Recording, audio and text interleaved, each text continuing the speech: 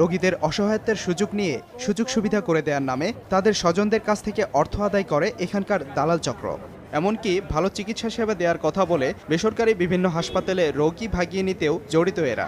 ওরা বলছে যে এখানে বসায় রাখবো, ইমার্জেন্সি চিকিৎসা করবে না, তাড়াতাড়ি চলেন অন্য জায়গায় নিয়ে যাই। আমরা যাইনি।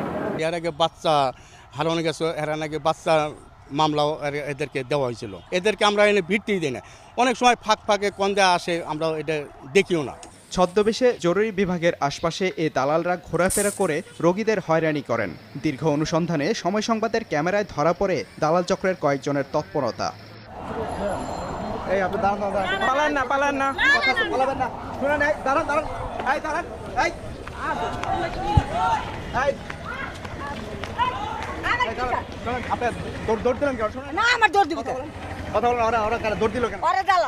আমি দালাল না। হ্যাঁ, আপনিও তো ওদের সাথে জড়িত। না, জড়িত আছি কি